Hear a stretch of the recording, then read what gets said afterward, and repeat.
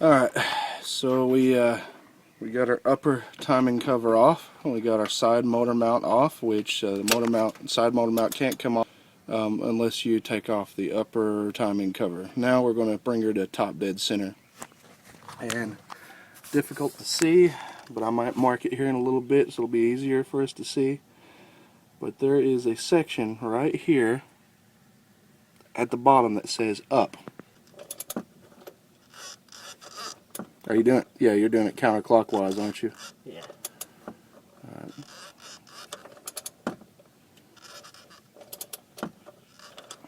Okay, hold on. Keep going.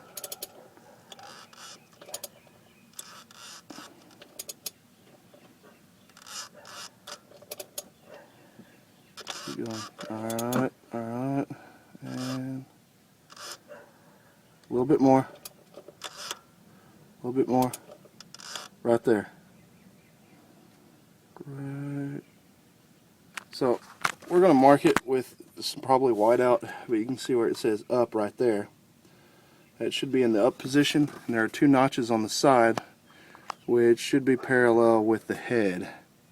And I'm going to kind of zoom in here and show you the notch on the right hand side, which is right there.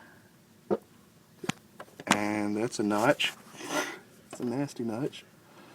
There's the notch on the left, right? God, that's a rank notch. But you can see both of those notches align with the head perfectly, and then you got the up in the up position. So we're top dead center. So we used a 19mm socket on the crankshaft to turn ourselves to top dead center. Be sure to turn it counterclockwise, very slowly, and you just watch the top part here. Of course, we don't have the bottom section off yet until we get our crank bolt off. That will happen tomorrow. But we've gotten top dead center, and I made some marks here. You can see where it says up right there. And I made a mark right here on the valve cover. And I don't know if you could see it there, but there's, like I said before, there's the left notch. There's the right notch. And those should be perfectly even with the head, or with the valve cover. So we're top dead center. Now it's time to rock and roll.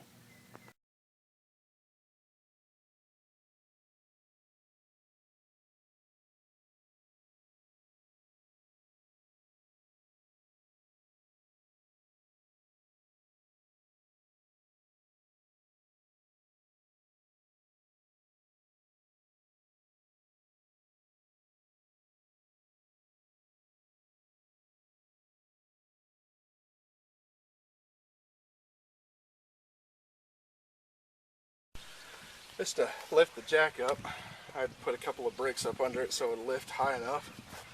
So our extensions are straight out of the wheel well. We get nice, even leverage. Moment of truth.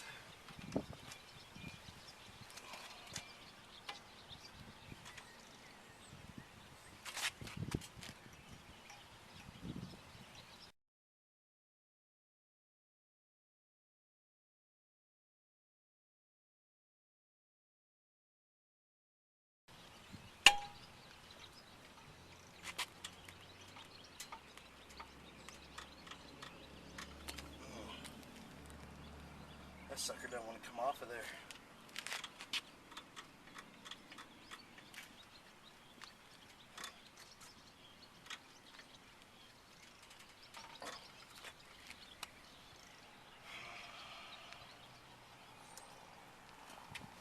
Sure is holding nicely.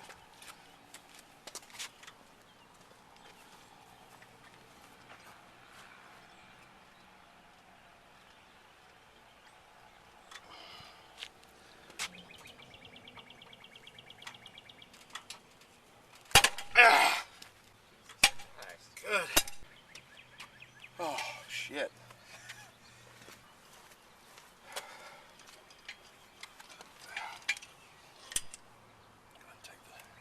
See that? There is your big bad 19mm crank bolt. This son of a bitch is a beast. I see the woodruff key. Yeah, let's not take that off just yet. Alright, now that we got the crank bolt off, it's time to take off our harmonic balancer. And you can see a little woodruff key right there. Oh, I got some sunlight. Right there at the top. Don't lose that when you're taking the balancer off. Right. Make sure the camera's parallel.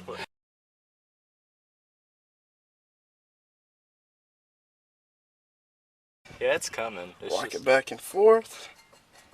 It's coming. I can see it. Just slowly, but almost there. And oh, there's your woodruff key.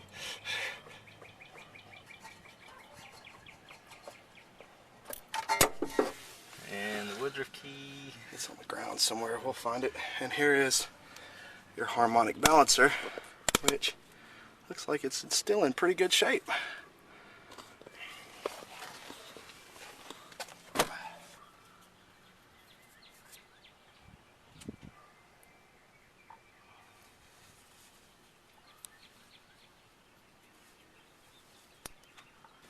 Now we got the harmonic balancer off.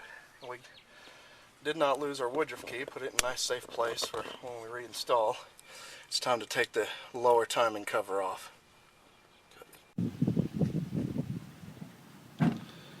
Okay, so we had two 10mm bolts we had to take out for the lower timing cover. All that's left is to slip it down through the bottom, and we've exposed our entire timing area. Slips right off and drops down.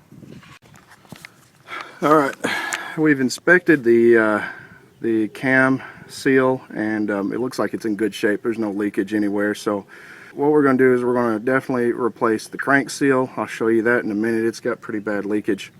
So what we're going to do is we're going to loosen our tensioner here, push it back, tighten it.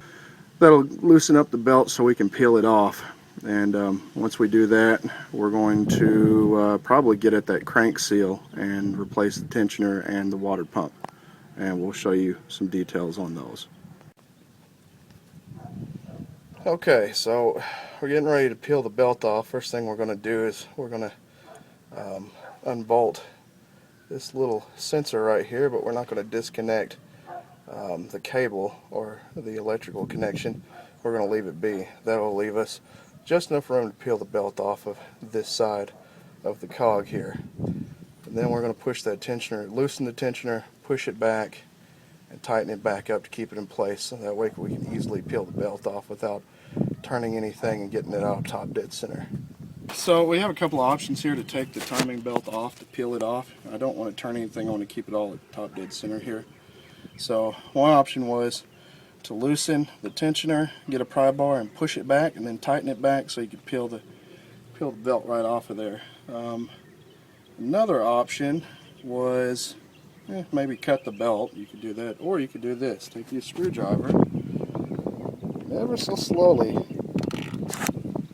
just kind of pry it back off the cam sprocket.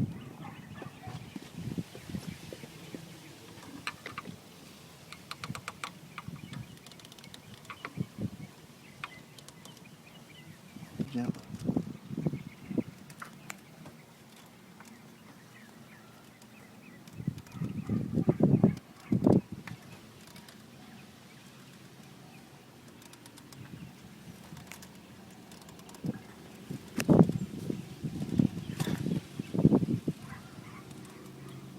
And off she goes.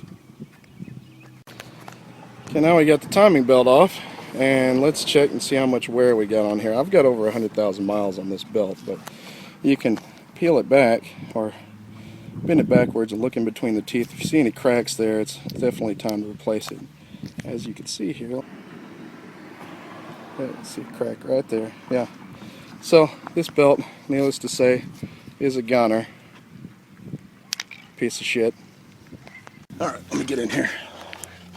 Alright, before we take our crank sprocket off and change the seal, we want to make sure everything is at top dead center, both the crank and the cam. So as you can see, you've got, I wonder if I can get, there it is. I made a mark on that arrow. Oops.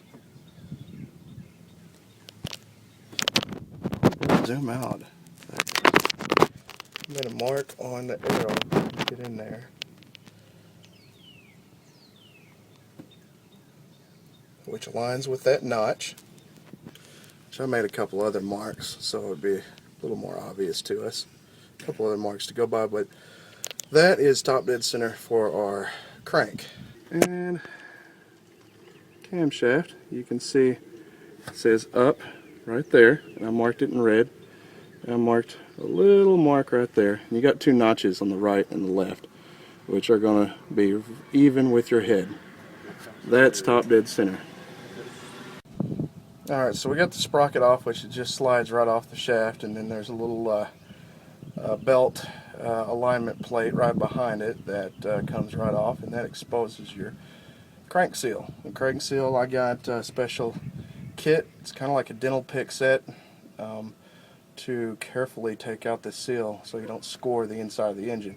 Now, you don't want to work with it on the inside of the seal. You actually want to slowly take it out from the outside of the seal. So we're going to go ahead and get started with that. Like, this process has to be, you have to be gentle with it. You're supposed to slowly work it out, like go around the perimeter of the seal. You know, pull one spot, and it'll eventually start coming out.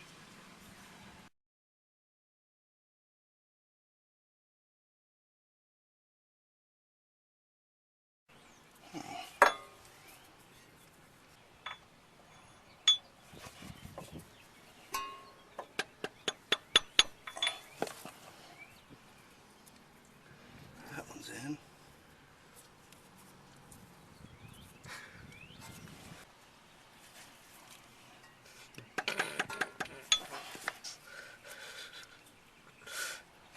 Alright, we got it in there. Run your finger around it and see if it's even. That's what she said. The lip of this seal is sticking out just barely where you can feel the edge of it. And when you run your finger around it, should be nice and even. So now we need to put the crank pulley back on in that little thing.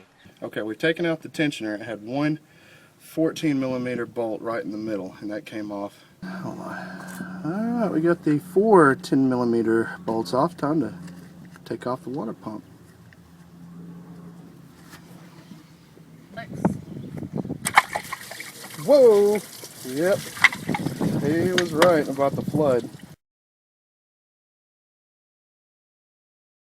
So we got the brand new timing belt. We're about to thread it onto our pulleys here. We've got our tensioner in place.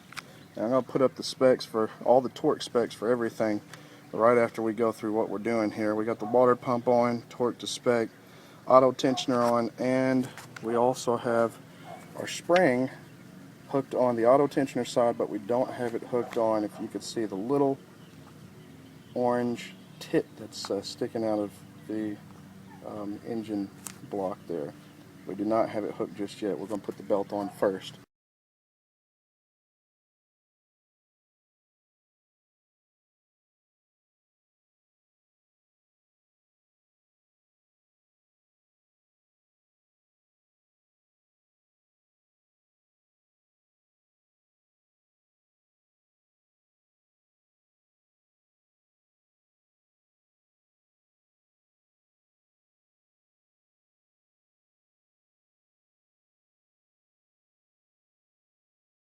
Now this diagram here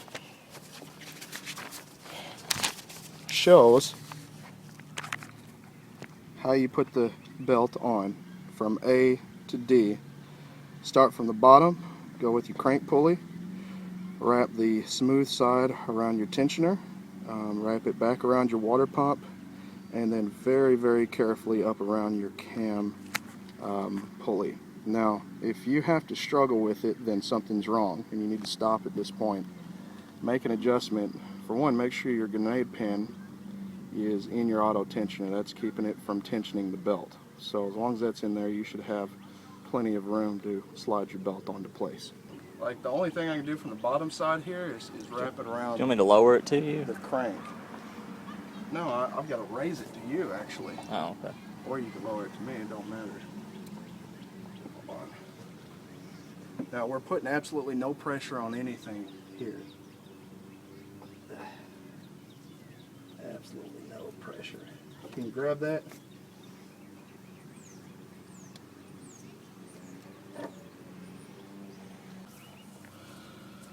Okay, so this goes like this. Make sure this is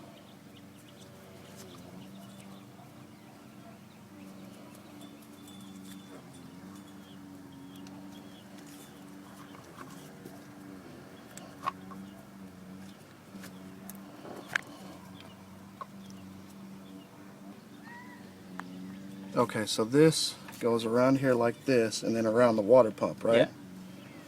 Yeah. Okay. Then finally around the can.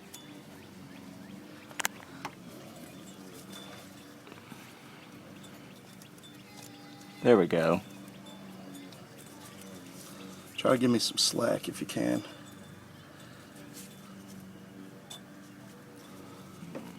Is it on the teeth? I can't hold the camera. Actually, I can. I just got to go under. It is on the teeth? Yeah. Okay. Here's the long side. You always step it on the long flat side. Let's see what I got here. I should not have to force it on. Yeah. Is it smooth? Jesus Christ.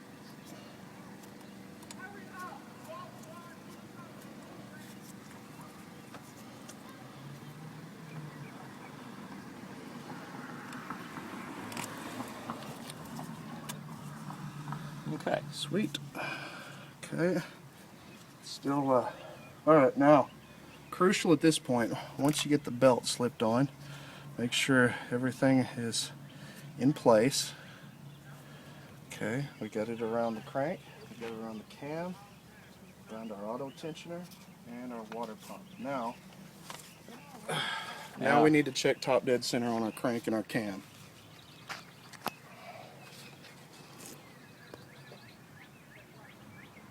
Installed belt and grenade pin still in place, and we were able to just slip that belt on with no excessive force. That's what you're looking for. Alright, what have we done so far? We put the belt on. We installed the spring, as you can see. Can you point to it? Spring to the little notch there that's orange. You know, we just use, you probably use a little pair of needle nose pliers. We use a little hook end that we had in our toolbox. Now what we're going to do is we're going to rotate the engine. It's got some pretty good tension. Give that a little push there on that long side. You can see, check your tension. It should be pretty springy, and then check the other side. It should be pretty tight. Does that feel pretty good? Mm-hmm. Okay, this is a 12 millimeter, and you want to rotate it counterclockwise 2 full revolutions, and watch your belt at the top and the bottom the entire time. Do not take your eyes off the belt.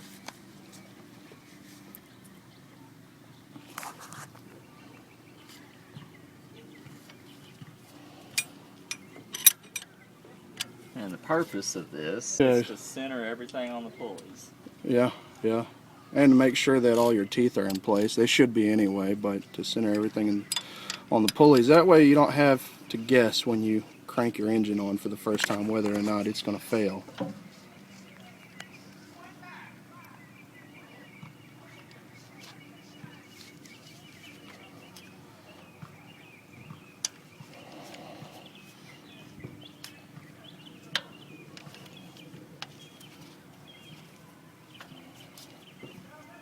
Okay, we got a half revolution.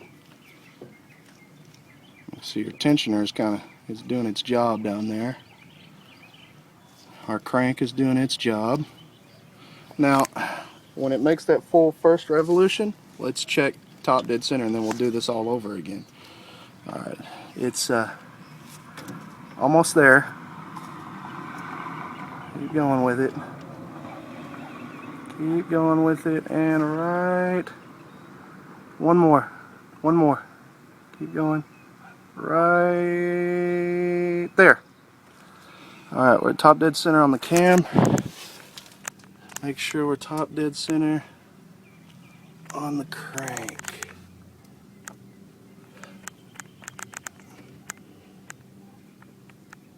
We are on spot. Let's crank her one more time. We need her to have a cream tighter.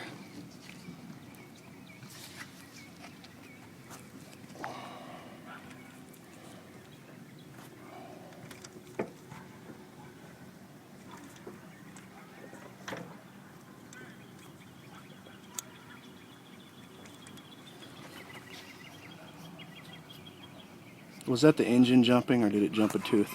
No, it's just the engine. Okay. It's got rough spots and easy spots.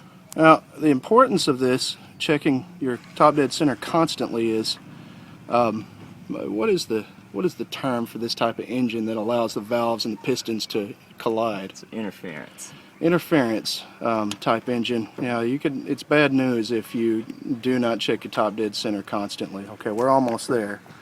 You could destroy your valves, dent your pistons. You'd be SOL big time. Okay, slowly.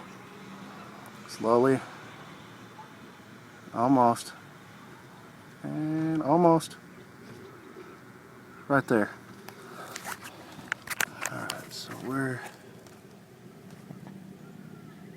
top dead center on the cam. And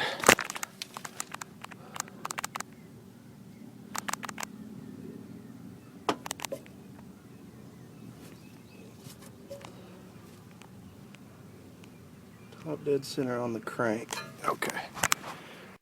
Alright, now we've torqued our auto tensioner to 33 foot-pounds, and now it's permanently in place. Now, absolutely sure it's time to pull the grenade pin. Time to remove the grenade pin. There you go. And once again, if you want, go ahead and check your TDC and check your tension. Yeah, that feels good, and that feels good.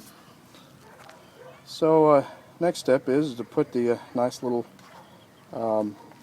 dust covers back on. Put the two bolts back on the crank sensor, put that back in place, put your dust covers, your lower and upper back on, and then put your cam sensor back in place, and that goes over the cover once it's already installed. Something worth mentioning here is our bottom dust cover for our timing area has a nice little rubber gasket that goes all the way out around the perimeter here. When we took it off, it pretty much just fell out, and it's kind of stretched out of recognition, so you might want to, I had to cut it short right here and kind of make it work. I used some super glue in the crevices that it goes in, and I started from the end and worked my way all the way around piece by piece, and it finally went into place. Now it's staying put, so now we can put the bottom cover back on.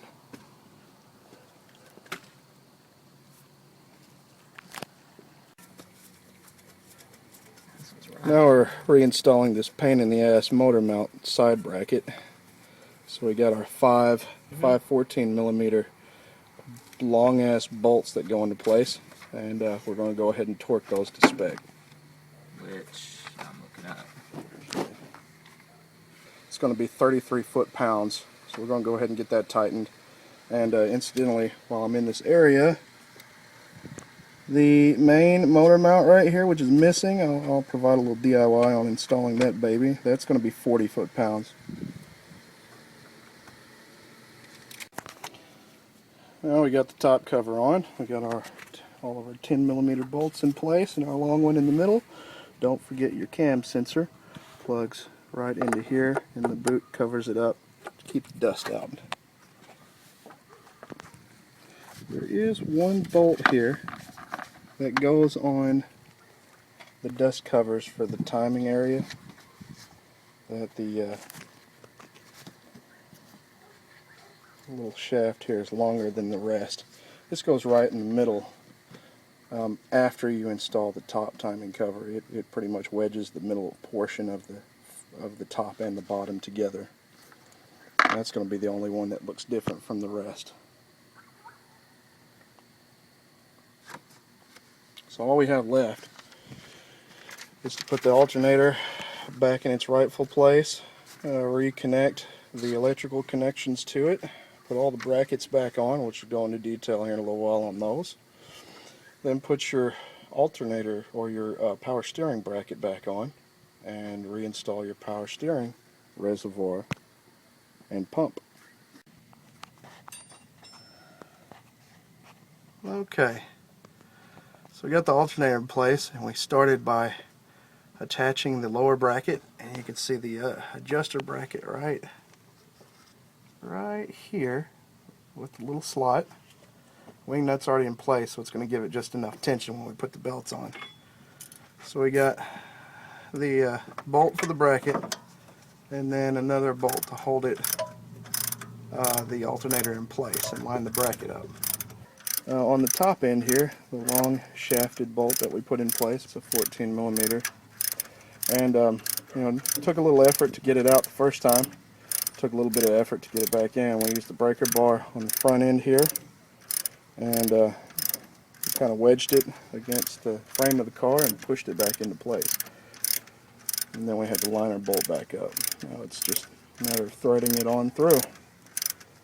And I guess next on the list is connecting our electrical connections ever so carefully, and then putting the power steering pump bracket in place. It's probably easier to put the accessory belt on first. Probably so. Probably so.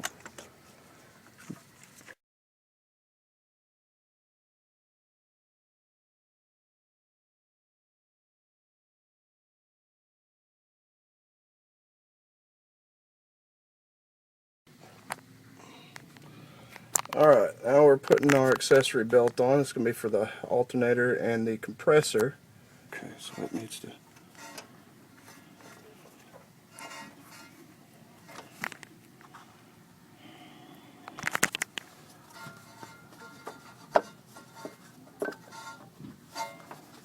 Okay, I got that.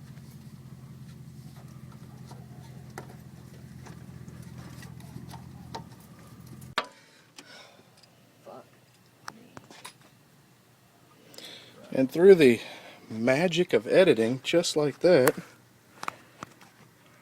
our AC belt is on, alternator AC belt. So it's got really good tension. So what we basically had to do is get down there, and you can see the wing nut just sticking out past the bottom of the alternator there. That wing nut had to be loosened quite a bit. Then we had to use a little persuasive bar over here with a mallet to bang the alternator down a bit. Once we did that, we were able to pry this belt on by hand. Bang her down like a Assembly of God wife or Pentecostal. After that, it's just a matter of screwing the wing nut in, a few revolutions, and then feel your tension here, nice and tight,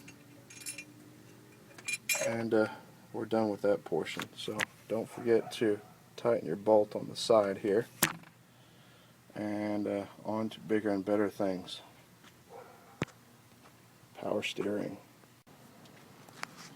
Okay, well, we got the power steering reservoir and pump in place, and tightening the belt. Pulled it up through from the bottom. Had enough slack to wrap it around our pulley here. Now we're just hand tightening until the belt has good tension on it. Oh.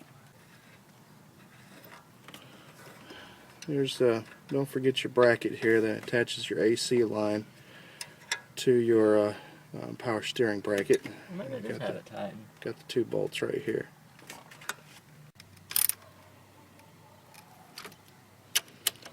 Tighten down the rocker cover.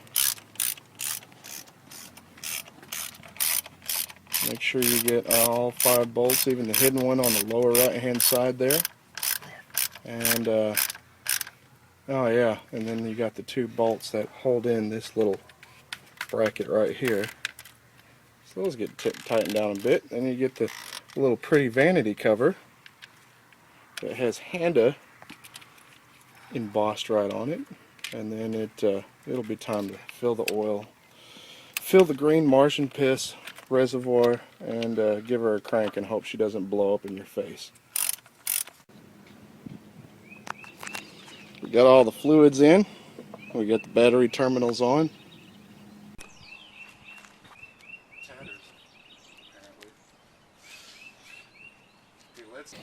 And the key here, start her up.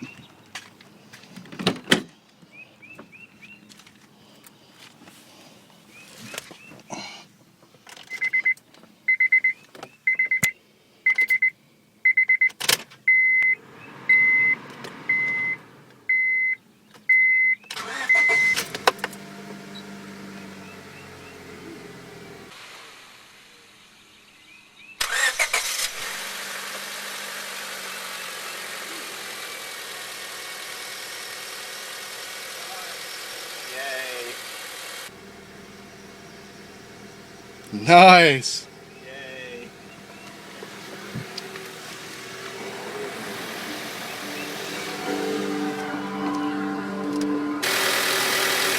There it does. Look at the belts here. They look like they're... Oh, yeah. Oh, turn the compressor on. Yeah, turn it on full blast.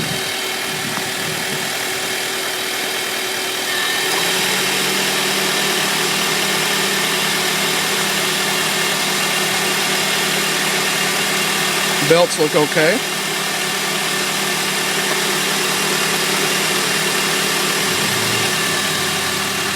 We're gonna let her warm up.